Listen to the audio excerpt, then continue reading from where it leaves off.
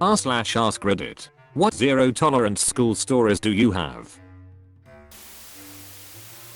My sister almost got suspended in the 3rd grade because my mom put a plastic butter knife in her lunch one day. I forget why she needed it for her lunch. One of the lunchroom aides spotted her using it and sent her right to the principal's office, and they called my mom to come in. I'm so glad zero tolerance wasn't a thing when I was in school. Some friends and I were getting bullied during lunch break by the skater crowd. Yeah, I was. I'm such a dork, even the skaters picked on me. They thought it was funny to repeatedly peg us with hacky sacks. So I picked up one of the nice ones and my friend cut it open with his pocket knife, very undramatically sawing through with his 3-inch dull blade. He poured the beads onto the ground and they stopped bothering us. That's when I learned it was okay to stand up for myself. This was 10 years ago. My cousin, 1 grade lower than me, got into a fight at school. Zero tolerance policy says they are both suspended. Attached to this policy is, if a student is involved in 3 separate fights within their time at the high school, then they were expelled. Within 2 weeks of my cousin returning, one of the guy's friends started a fight with my cousin. They were both suspended. A few weeks after he returns, again another friend of the original kid starts a fight with my cousin. In each situation, the other kid threw the first punch. Zero tolerance each time meant it didn't matter. That is how children outsmarted the zero tolerance policy, and why my cousin graduated from a private high school. When I was in year 10th 9th grade for Americans, we all had to line up to go into the dinner hall. For whatever reason, they put the menu with what they were serving that day at the front of the queue, so I walked to the front to read it. As I was walking back, a tiny year 8, 7th grade kid shouted over to me, "Hey, stop trying to cut in the line, you jerk." I just told him to frick off and mind his own business, as it's the kind of school where, if it looks like you're giving into a younger kid without fighting your corner, you won't hear the end of it. Then the little jerk rugby tackled me, but he was too small to knock me over, so I just kind of stood there awkwardly as he tried to kick me. After a while, I'd had enough. So I grabbed him and picked him up, put him against the wall where he was standing before, and turned to walk off. The headmaster was standing right in front of me, and he'd been watching the whole thing. We both got sent to the reflection room, which is like a higher form of detention. The only time I got in trouble was for trying to walk away from a fight started by someone half my size who I probably could have hurt if I had wanted to. Thanks, headmaster. Now I know in the future that I should just deck the little jerk instead of being gentle, because the punishment is going to be the same anyway. In 9th grade I was in a class that had some disruptive students that always caused problems for the teacher. During the semester they were forced to sit at the desks nearest to the teacher's desk. I wasn't a bad student at all, but for some reason I was forced to sit in the front with them. I was ticked off. One day, we had a substitute and my entire row gave the sub a very hard time. When the actual teacher came back, she forced everyone in my room to detention. Many other students protested for me, even the bad students in my row. She said, "That's too bad." From that day forward, I helped the bad students to not get caught whenever they messed with her. Good for you, man. I always liked to mess with teachers if they were unfair to their students. I had a similar thing happen to me. I never got along with the teacher and she would always give me a hard time. This one time our class had a substitute teacher and the entire class was misbehaving, and the substitute practically left the classroom crying. The next day, our teacher was ticked off and walked into the classroom angrier than I've ever seen her. Then she turned to me and yelled out, "What happened yesterday?" I kind of looked at her for a few seconds. Then I said, "I don't know. I was sick as well." When I was in 10th grade, I was eating dinner with my family and my dad accidentally spilled his beer all over my shirt. No big deal. So I went upstairs and took my shirt off for the night. The next day, while I was getting dressed, I saw that I was out of clean shirts to wear. So without thinking, I grabbed the shirt from last night and put it on, ate breakfast and got out the door. The day was pretty normal until I was called up to the front office. I wasn't really a bad kid or anything, so I wasn't too worried. Once I arrived, the principal informed me that another student told him that I smelled like beer and assumed that I had been drinking. I told the principal about what happened last night and assured him that I had not been drinking. He told me that it still counted as bringing alcohol onto school grounds and for that I was suspended. TLDR. Some people drink their alcohol, others wear it, but it is all the same in the eyes of the principal. The alcohol would have evaporated much faster than the water. If the jerk wants to talk about technicalities, then you did not, in fact, bring alcohol into the school. In high school, I got suspended for 1 week because I had a bottle of prescription painkillers in my locker. I was taking them because I got a serious knee injury while playing for the school baseball team. I also got kicked off the team and wasn't allowed to participate in any sports at school for the last 2.5 years of my high school education.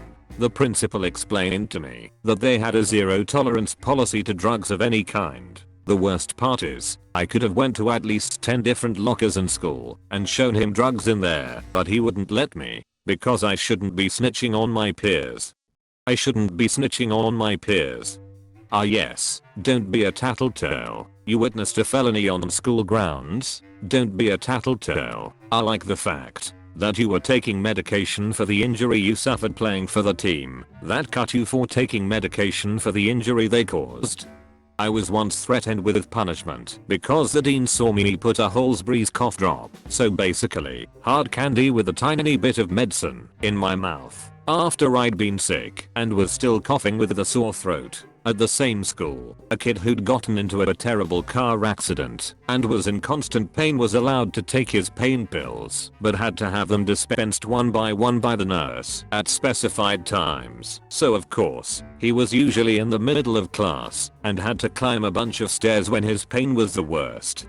The worst was in grade school, where asthma inhalers had to be kept in the office. My mother and cheerleading coach specifically informed me that I was not in any way to follow this rule because there are cases of this policy leading to children dying. I remember one day after a particular strenuous gym class watching all the other kids with asthma and hay fever lining up, single file, gasping for breath so the receptionist, not nurse, could fumble about and monitor each kid take their inhaler one by one. We were 12, not 4. It was horrible.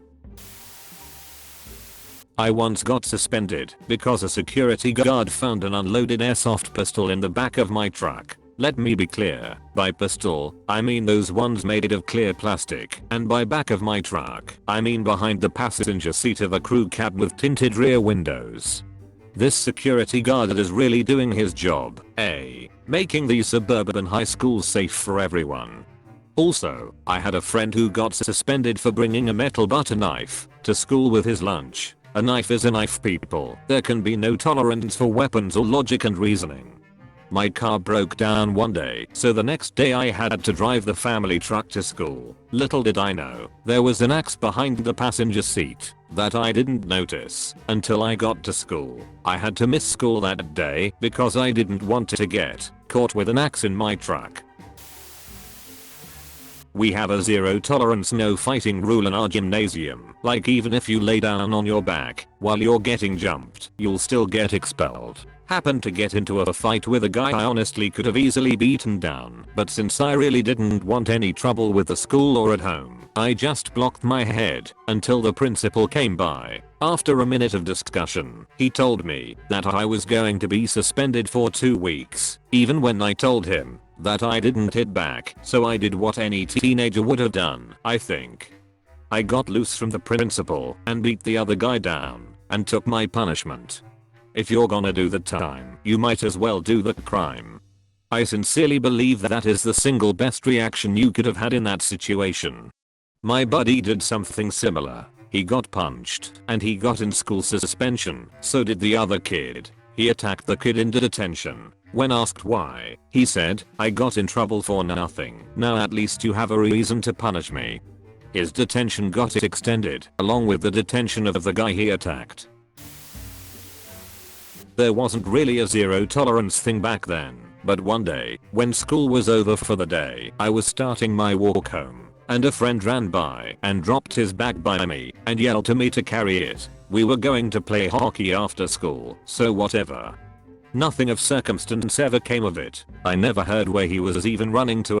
The next day, the teacher is all ticked off. I go in to see the principal and turns out my friend was trying to pick a fight. Mind you, apparently all he did was run after someone but never even got close to them, not even on the same block. There was no fight. This also all happened outside of the school.